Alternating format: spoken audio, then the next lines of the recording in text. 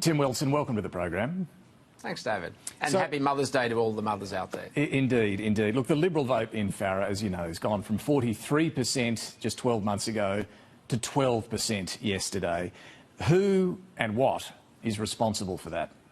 Well, I think we need to caveat, we also had the national vote last election. The Nationals didn't contest the results. So we've seen about a halving of our vote, which is not to downplay it. It is a serious situation. But what it reflects is the need for us to be bigger, better, bolder, confident Liberals defining the future of the country. There's a lot of messages out of this by-election, David. There's absolutely some for us. As some of your panellists have just outlined, I think there'd be some nervous Labor MPs because what people want to see is change. And I was on the Moama booth yesterday chatting to voters and raising issues they were raising issues with me. And one of the most consistent messages is people want somebody who's going to fight for them and for their future. And a lot of the decisions were clearly made before the past couple of weeks, and people are going to be very antagonistic towards the government breaking its promises on tax issues in the lead up to the budget. So if they keep behaving like this, I expect it's going to come for them too. We'll come to the budget. Just on what this means now for the Liberal Party, how do you think this result reflects on Angus Taylor? Well, it shows that there's a lot of work we've got to do, and Angus has been very upfront about that yesterday in his commentary, and that the work needs to keep going on. We're obviously coming up to the budget, but we need to outline very clearly a bold and confident vision for the country about where we want to take it. The idea that the pendulum just politically swings between Liberal and Labor is simply no longer right. There are different axes, and it goes in all sorts of directions, including up and down, and we've got to be the party focused on building the future of the country and projecting out that vision and that sense of confidence so people feel confident going to vote for us. Bigger, bolder and that confident vision of the future. I want to take you to what Angus Taylor said last night after this result. He was immediately talking about stopping mass migration and ditching net zero. Is the solution for the Liberal Party here to keep chasing those issues on the right from One Nation? Well, we have to obviously outline what we're opposed to, but most importantly, we have to define what we're for. And we have is that clear? So, well, I can assure you in the coming weeks, we're going to make it very clear what we're for, because Australians need to know that we're in favour of families, communities and small business and self-starters, because they're the foundations of our economic success, of our social success, and building out a future that's brighter and more confident for everybody. And we don't just need to do it in words, we need to do it in deeds, in how we fight for it, and most importantly in the policies we put forward so Australians fight for us, because their future will be brighter under a Liberal-led government. You've previously said mass migration is not a term that you use. Are you honestly comfortable with the use of this, the direction that Angus Taylor's talking about here? Well, my focus on migration is always on how we make sure that we get new Australians integrated successfully. That's not just around social integration and cultural integration, though they're very, very important. We want people to love Australia, to be committed to Australia, and most importantly, to have economic pathways to be part of contributing to our success as a nation, and then going on and building the future success of the nation. Because one of the reasons Australians have become very nervous about migration is they feel that people are coming to our country and getting the benefits without making the contribution. And I want the best, boldest, most confident new Australians we can have. But do you also think net overseas migration should be tied somehow to housing completion rates, that it should be limited in that way?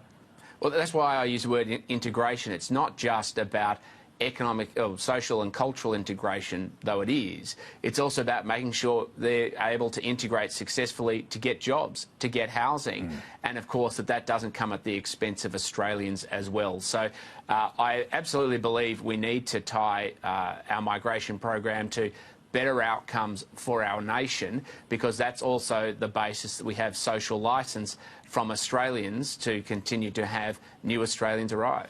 Your tone on migration is quite different to some of your colleagues in the Liberal Party. You are one of the few urban Liberals left, and only 6 months ago you fought against the decision to drop the net zero target. You said at the time you didn't want the Liberals to turn into National Party light. Do you ever contemplate whether this is still the right party for you?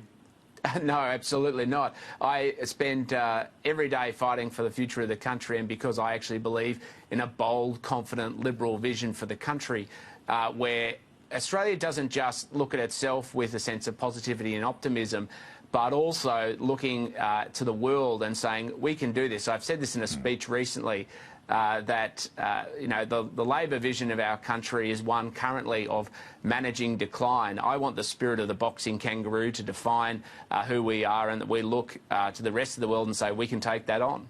When it comes to preferences, you have shifted your position over the years on this. You said in 2019 your long-standing view was that One Nation and their despicable acolytes should be put last. Any association with the party, you said, was toxic.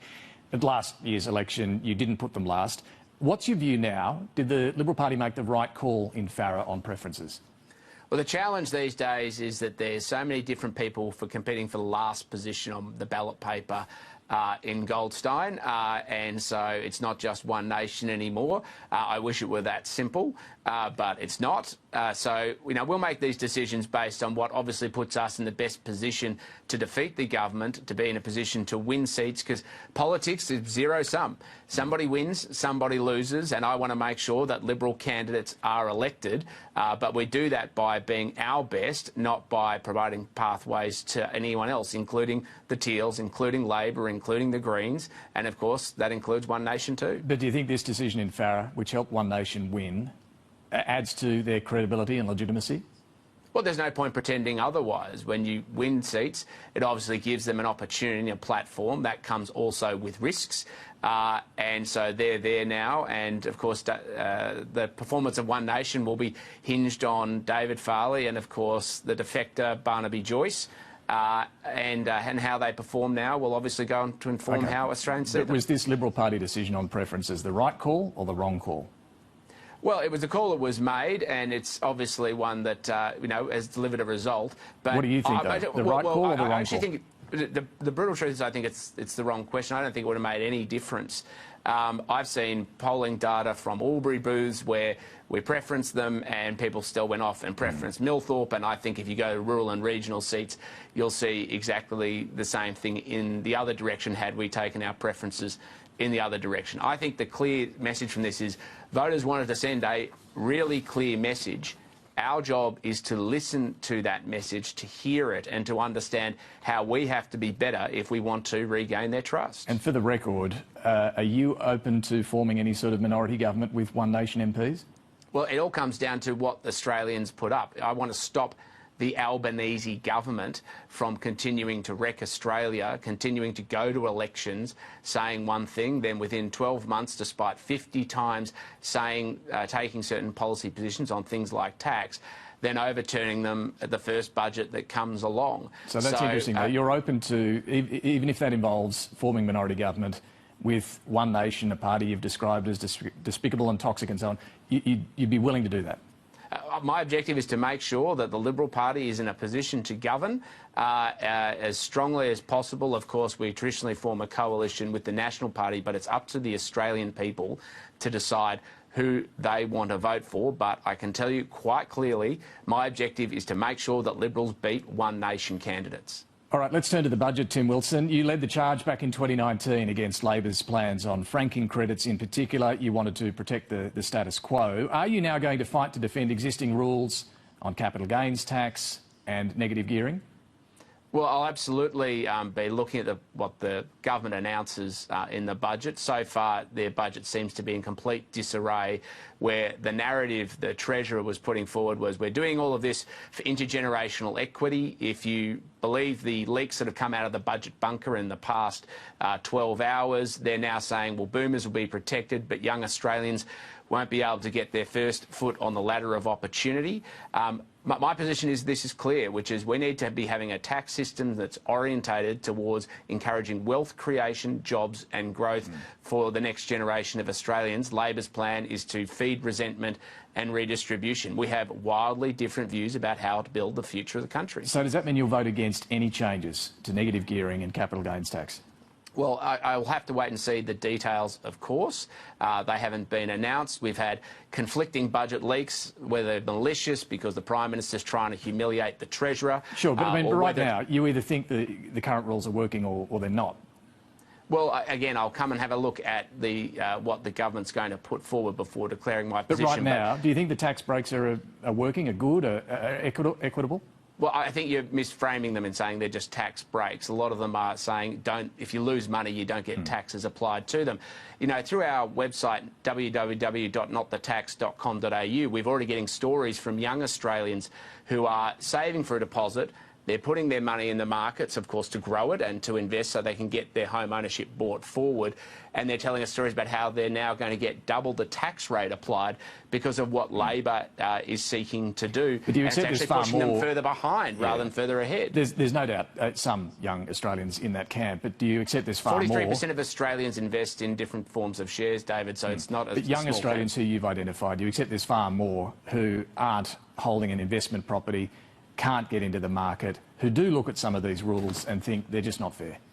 Well, the question then is, will these rules and changing these rules lead to more houses being built? People are arguing very clearly no. The Commonwealth Bank chief economist has come out and been scathing, saying it'll raise a whole bunch of revenue but not lead to building new homes. And we've had research this week which has suggested that rents could go up by up to $160 a week in Sydney, about $130 in Melbourne. So the government is just taking from young Australians and from older Australians and not giving them anything in return. It's very hard to see how you could back that. Nonetheless, you're open to looking at whatever they do here. Well, I'm an open-minded person, David, but I would just stress this, is on the principle of what we're seeing so far, it would be very hard to support. On trusts, look, they are legitimately used, of course, by farmers, small business and so on, but as the economist Chris Richardson points out, they also create options to lower taxes in ways that are simply not open to the vast bulk of Australians. He describes the way trusts are used by high-wealth individuals as long-standing unfairness in the system. Are you saying there should be no change on trusts? Well, again, I'll come down to the detail of what the government's putting forward. They seem to have a blanket ban approach rather than looking at targeted measures. And so on this basis, small businesses are going to get smashed in particular. And for so many small businesses, their small business isn't just, how they manage their day-to-day finances, and it's the base in which the first kid gets a job employed in a community, and it's also the basis of their retirement savings, so they're coming after that as well. Look, I want to talk about spending here as well, the other side of the budget. Would you oppose any more cost of living handouts in this budget? Well, again, we've said previously with the cut on the fuel excise, it should be accompanied with inflation re-offsets, because when you don't have inflation re-offsets, you're giving with one hand, you're taking with the other, and you're actually increasing the pressure on Australian households. We don't have the detail on what the government is putting forward, but if they don't provide inflationary offsets, they're going to perpetuate the cycle, because at the end of the day, Labor's economic model is what it is. Stoke the inflation, tax the inflation, then spend the inflation and repeat the cycle. And that's why Australians are doing it so tough right now. If there are net savings, as the Treasurer says there will be, and that includes cost of living support, some additional cost of living relief, would you support that? Well, I'll have a look at it when he provides that, because previously the Treasurer has said that he saved $114 billion, and then in the next breath he's gone on and spent an additional $223 billion and stoked the inflation cycle again. So the difference between what he says and what he does can be radically different. If there are net savings, and again that's what he's saying there will be, we'll find out the quantum on Tuesday night. Can you give us a sense of whether you think we need drastic savings, drastic spending cuts, or just tweaking here at the moment? Well, my view has always been that we need to reduce spending quite considerably and the first place to target is the fraud and corruption that exists within the system, whether it's the $15 billion that's been provided to organised crime through the CFMEU Labor cartel, the somewhere between 10 and 20% of the NDIS budget that continues to explode out, that's finding its way to fraud and corruption. We have nearly $500 million of measures where phantom children are being enrolled in childcare services. I think all of that fraud and corruption absolutely needs to be cut out. What about your own spending plans? Matt Canavan, the Nationals leader, is talking about resurrecting the Inland Rail project all the way through to Queensland. Is that the Coalition's policy or just the Nats? Well, we will ultimately make a decision collectively as a party, but our focus is on how we make sure there's investment to build out the future economic growth of the country. The problem is Labor seems to be saying no to inland rail, which is no to farmers and no to jobs in the regions, but we're going to hand it to the suburban rail loop, a program which is known for its connection to corruption and organised crime, and to prop up the failing Allen Labor government in Victoria. But on inland rail, you're still to be convinced by Matt Canavan on that? Well, no decision's been made, David, but I can tell you the one thing, no one I've spoken to in the coalition, Liberal or National, has thought taking money out of projects designed to grow the future of the Australian economy and give it to organised crime through Victorian Labor government projects is a way forward. Shadow Treasurer Tim Wilson, thanks very much for joining us this morning.